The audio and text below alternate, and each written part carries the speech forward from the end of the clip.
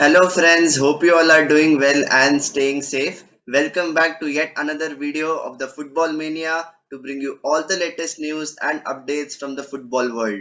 The second leg of the semi-final in the Carabao Cup between Arsenal and Liverpool promised to be an exciting clash for so many reasons. Having produced a stellar performance in the first leg at Anfield, a very difficult place for Arsenal in the recent past, they produced a nil-nil performance with 10 men. And going into this match, everybody knew in the Arsenal contingent that they were lacking the midfield. Granit Xhaka was suspended with a red card, and Thomas Partey was surprisingly included in the squad, having just arrived 7 hours from Cameroon after a very disappointing exit in the AFCON. And I was expecting a very, different performance compared to the one which we saw, for example, against Nottingham Forest, where everything looked so fragile, so much off the pace, and so much, lackluster.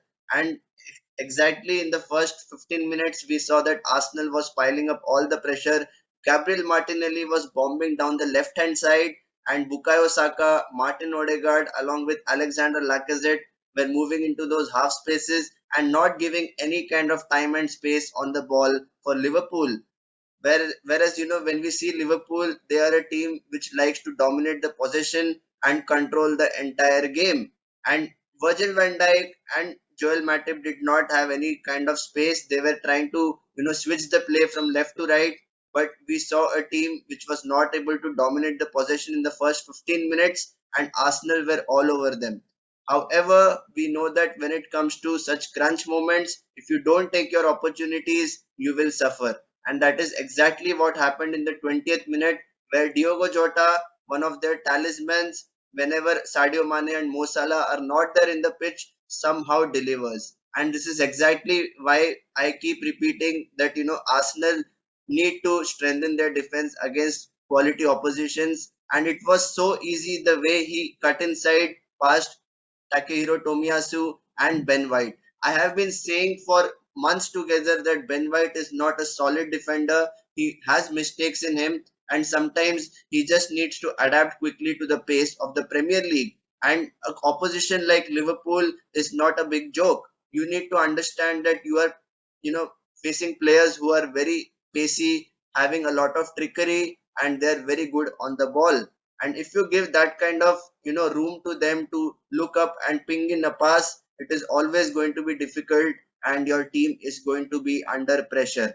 And I must say that Mikel Arteta got in spot on for the first 15 minutes. However, when you are coming up against Liverpool, you need to be wary of their counter attacks, even though there is no Sadio Mane or Mo Salah.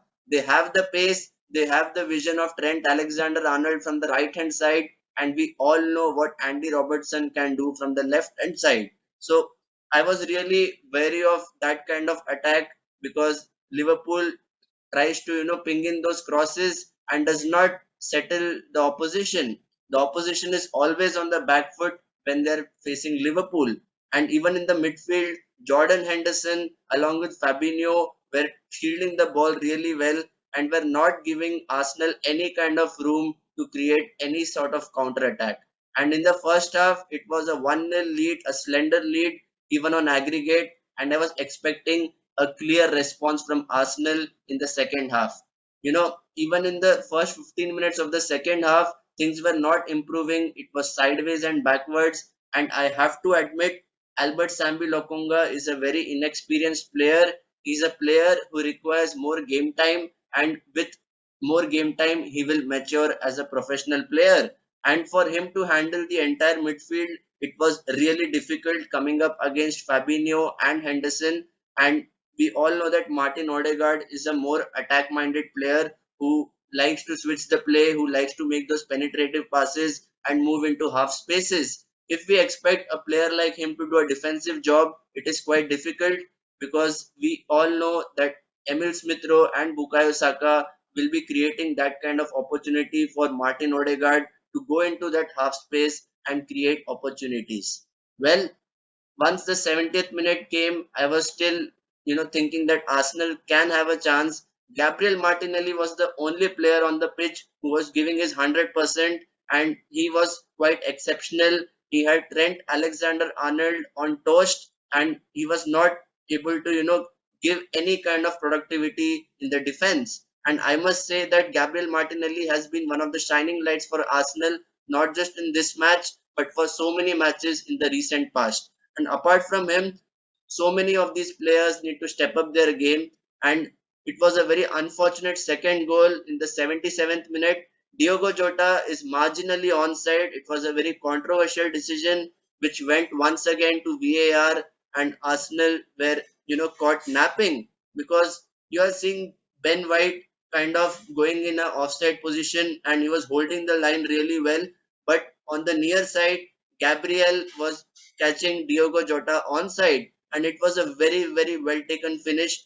What a good accurate pinpoint ball by Trent Alexander-Arnold, and with that it is 2-0 to Liverpool and it is game over. Just to add to the misery for Arsenal, you are thinking that you require midfield for the remaining Premier League games, but Thomas Partey once again got a red card after just coming on for 5 minutes on the pitch. And this is exactly why I keep telling that Mikel Arteta does not know how to manage these players. He has just returned from a 7-hour flight and he's still playing in the match. This is how bamboozling his decisions are, and this is why I don't rate this manager. He has been very on and off in terms of the decision making, and sometimes you need to give credit to the way his team rises up to the occasion, but sometimes they are really flat and do not have any kind of intensity to win a football match. It was a very disappointing exit for Arsenal Football Club out of the Carabao Cup, and their only option now is to fight for the Champions League spot, the fourth spot, which is so crucial. It is not out of their grasp by any kind of imagination, but I just feel that they need to strengthen their midfield because they are really short of players. And this is the January transfer window. For God's sake, Arsenal board need to do something. They also need to address the striker situation because things are not looking rosy with Pierre-Emerick Aubameyang, and Alexander Lacazette is out of form. He is in the last year of his contract and has not yet renewed his contract. So there are so many re-establishments and reinforcements which Arteta needs to make in the squad, and for them to have any chance of fighting for the top four spot, they need to make sure that they add these key players in key positions so that they can compete for the Champions League spot. So guys, it was a very wonderful, thoroughly deserved victory for Liverpool. Nothing taking away from them. It was a very professional performance by Jurgen Klopp's men, and they are heading in the final where they'll be facing Chelsea at Wembley. Well, it will be a very exciting contest in the final, but as far as Arsenal is concerned, it is yet another disappointment, and they are now out of two competitions in the space of 1 week.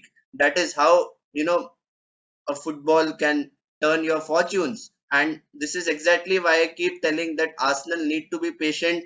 They are a team in the right direction. They are heading for a very positive future, but it will still take some more time wherein they can catch up the big boys. So, guys, please let me know your thoughts. What do you think about Mikel Arteta's team? Are they still competent enough to challenge for the top four?